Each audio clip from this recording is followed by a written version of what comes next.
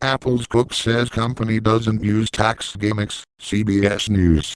CBSNews.com, CBS Evening News, CBS This Morning, 48 hours, 60 minutes, Sunday morning, Face the Nation.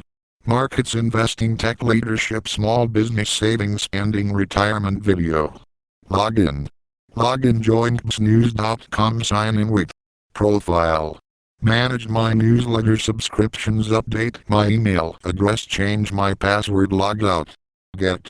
By Constantine von Hoffman, Money Watch /May 21st, 2013, to 56 p.m.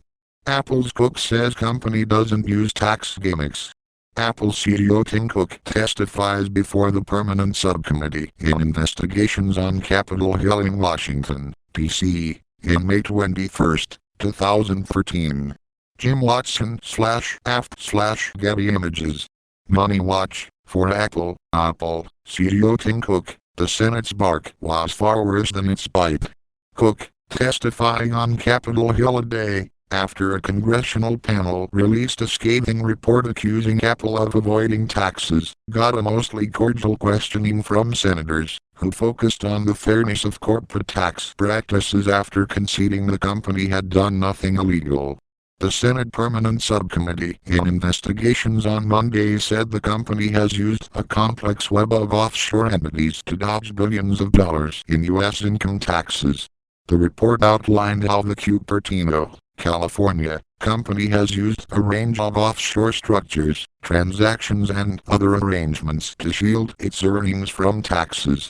These included establishing an offshore subsidiary, Apple Operations International, that filed no U.S. corporate income tax return from 2009 to 2012 despite reporting net profits of $30 billion.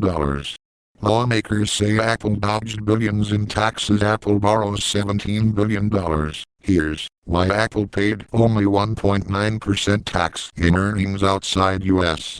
Apple also has a cost-sharing agreement with its Irish subsidiaries under which they are assigned a disproportionate share of the profit from research and development that occurs in the U.S. From 2009 to 2012, Apple allocated $4 billion in R&D costs to its U.S. unit, which had $38.7 billion in profits, while its Irish subsidiary had $4.9 billion in R&D costs and $74 billion in profits. Also testifying at Tuesday's hearing were Apple CEO Peter Oppenheimer and Philip Bullock, the company's head of tax operations. The executives did not deny the Senate panel's findings, but Cook defended Apple's tax practices and highlighted the technology giant's importance as a job creator. "We don't use tax gimmicks," he said. "Apple has real operations in real places, with Apple employees selling real products to real customers. We pay all the taxes we owe, every single dollar. We don't just comply with the law, we comply with the spirit of the law." For their part, lawmakers took pains to affirm the legality of Apple's tax payments. The most pointed questioning came from committee chair Carl Levin, Demich, who pointed out that Apple made a decision to shift its crown jewels in terms of economic value and rights to Ireland, despite the economic implications that has on American revenue. But those left square bracket patents right square bracket were not transferred there, he said. The continuation of that system means most of your profits worldwide are sitting in Irish companies that don't pay taxes. You can defend it, but that's the result.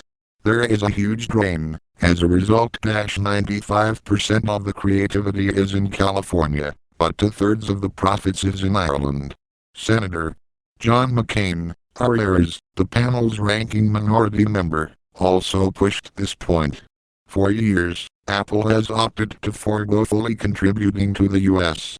Treasury and to American society by shifting profits and circumventing U.S. taxes, he said. After praising the company and acknowledging there was nothing illegal about what it had done, McCain shifted to whether the company's actions were fair to smaller U.S. companies that can't take advantage of foreign tax laws.